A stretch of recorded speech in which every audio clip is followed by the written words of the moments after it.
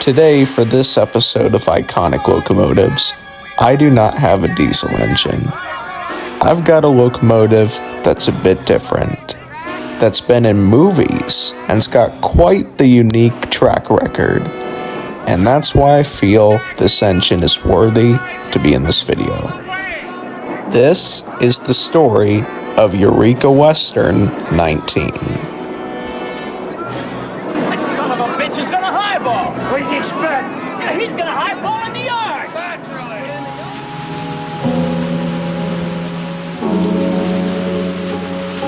April 1915. The Baldwin Locomotive Works has just built its 42,000th locomotive for the Caddo and Choctaw Railroad, numbered 4.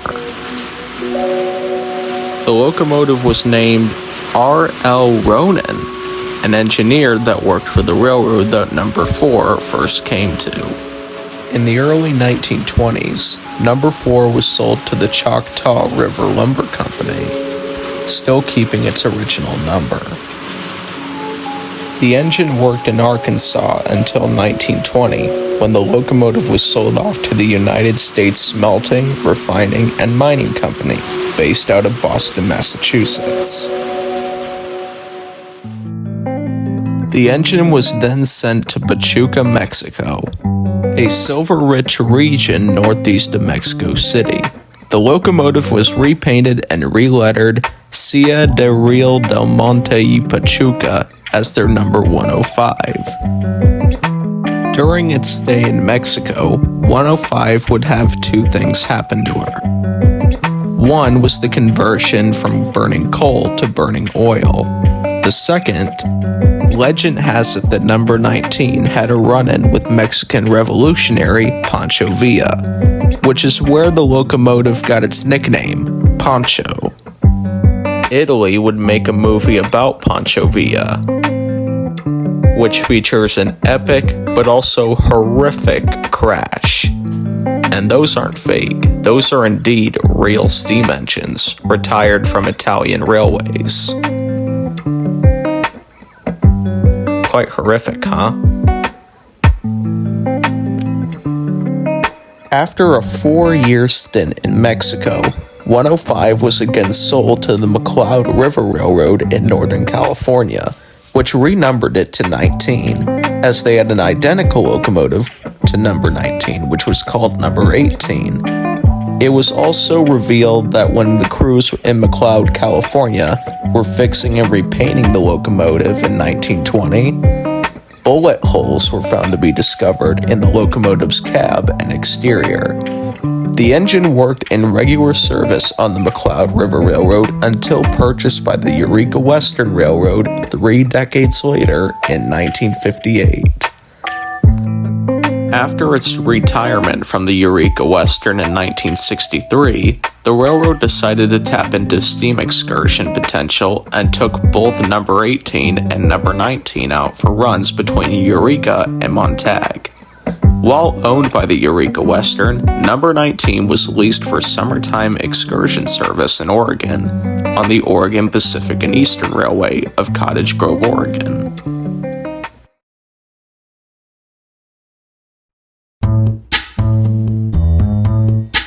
"19 was enjoying her retirement pulling excursion trains for the McLeod River Railroad. But now, she had another job to do. And what was that job? Being a movie star. In 1973, 20th Century Fox wanted to film a movie on the Oregon Pacific and Eastern. The Oregon Pacific and Eastern gave them unlimited access to the railroad, including their locomotives and rolling stock. 19 was surely one of them. Number 19 would play herself in this movie, more commonly known as Shaq's Train, or just simply the 19. But 19 wasn't the only steam locomotive to be featured in Emperor of the North, which was the movie that she played in. Oregon Pacific and Eastern number 5 was also used for the movie. but as two different locomotives. The first part was number 5 playing herself, being the locomotive pulling the mail train that Shaq's train almost collides head-on with due to disobeying the yard orders.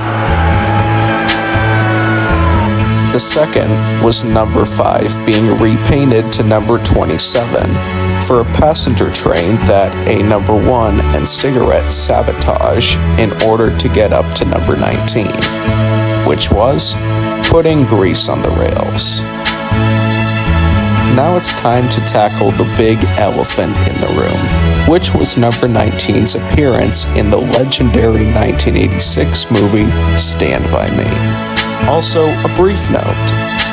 Rob Reiner, the director of Stand By Me, had a major issue with Jerry O'Connell and Will Wheaton.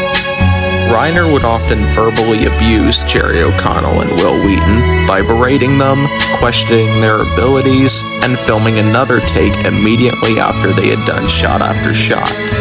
Sure enough, O'Connell and Wheaton were upset by this, but nevertheless they pushed through and finally made it to the final cut on the bridge.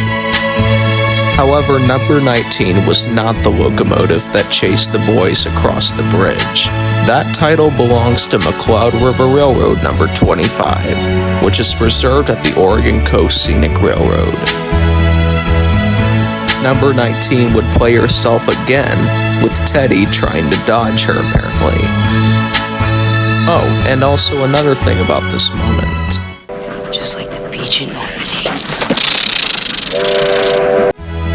This is a reference to the Normandy beach invasion by the United States in World War II in 1944. But overall, Stand By Me is understandably a very well-performed coming-of-age story, where all 4 boys, left to their own devices, have to constantly deal with life spitting them in the face.